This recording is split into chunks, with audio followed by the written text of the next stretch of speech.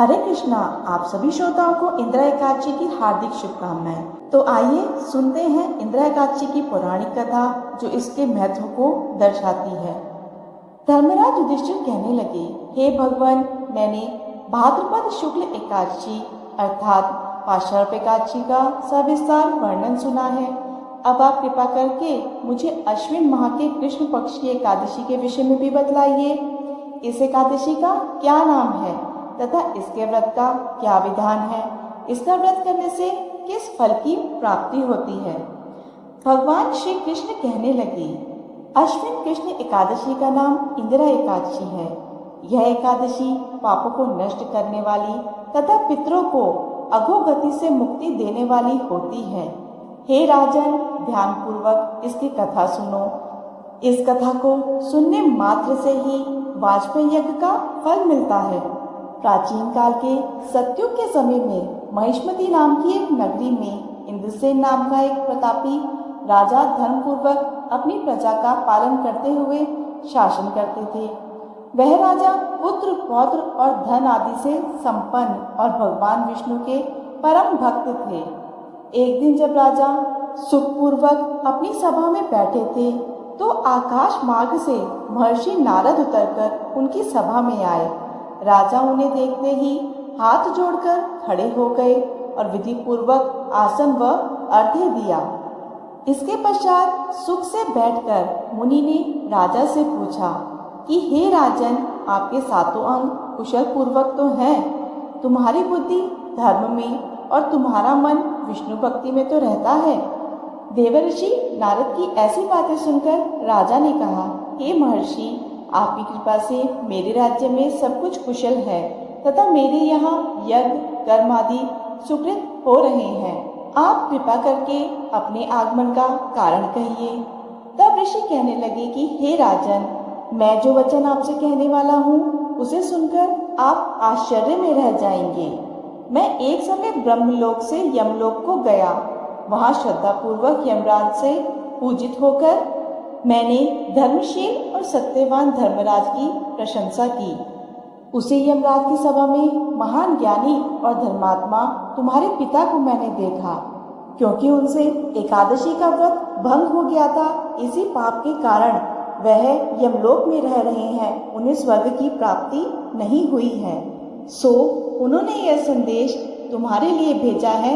इस संदेश को तुम ध्यानपूर्वक सुनो। उन्होंने कहा है कि पूर्व जन्म में कोई विघ्न हो जाने के कारण मैं यमराज के निकट रह रहा हूँ। सो हे पुत्र, यदि तुम अश्विन कृष्ण इंदिरा एकादशी का व्रत मेरे निमित्त करो तो मुझे स्वर्ग की प्राप्ति हो सकती है। इतना सुनकर राजा कहने लगे कि हे महर्षि, आप इस व्रत की विधि मुझसे कहिए।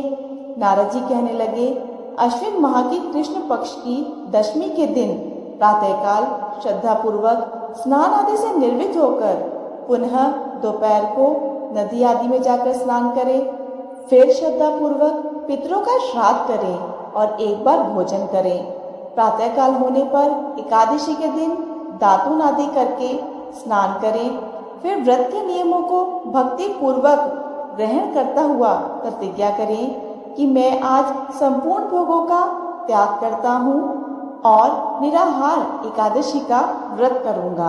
हे अच्युत, हे पुंडरीकाक्ष, मैं आपकी शरण में हूँ, आप मेरी रक्षा कीजिए। इस प्रकार नियम पूर्वक शालिग्राम की मूर्ति के आगे विधि पूर्वक श्राद्ध करके योग्य ब्राह्मणों को फलाहार का भोजन कराएं और दक्षिणा दें। पितरों के श्राद्ध से जो बच जाए उसको सूंघ कर गौ को दे तथा धूप दीप गंध पुष्प नैवेद्य आदि सब सामग्री से ऋषिकेश भगवान का पूजन करें। रात में भगवान के निकट जागरण करें। इसके पश्चात द्वादशी के दिन प्रातःकाल होने पर भगवान का पूजन करके ब्राह्मणों को भोजन कराएं। भाई बंधुओं, स्त्री और पुत्र सहित आप भी मौन होकर भोजन करें। नारद जी कहने लगे कि हे राजन, इस विधि से यदि तुम आलस्य रहित होकर इस एकादशी का व्रत करोगे तो तुम्हारे पिता अवश्य ही स्वर्गलोक को प्राप्त होंगे। इतना कहकर नारद जी अंतर ध्यान हो गए। नारद जी के कथा अनुसार राजा द्वारा अपने बांधवों तथा दासों सहित व्रत करने से आकाश से पुष्प वर्षा हुई और राजा के पिता भी गरुड़ पर चढ़कर विष्णु लोक को गए। राजा इंद्रसेन भी एकादशी के व्रत के प्रभाव से निष्कंटक राज्य प्राप्त करके अंत में अपने पुत्र को सिंहासन पर बैठाकर स्वर्गलोक को गए। हे युधिष्ठिर, यह इंदिरा एकादशी के व्रत का महात्म्य मैंने तुमसे कहा। इसके पढ़ने और सुनने से मनुष्य सब पापों से छूट जाते हैं और सब प्रकार के भोगों को भोगकर वैकुंठ को प्राप्त होते हैं। सभी भक्तजन मिलकर कहें, भगवान विष्णु की जय। इस कथा को सुनने वाले सभी भक्तों की मनोकामनाएं भगवान विष्णु पूर्ण करें। अगर आपको यह पावन कथा पसंद आई हो तो वीडियो को लाइक करके अपने दोस्तों और परिवार वालों के साथ भी शेयर करें। लाइक करें क्योंकि आपका एक एक लाइक मेरे लिए बहुत ही महत्वपूर्ण होता है।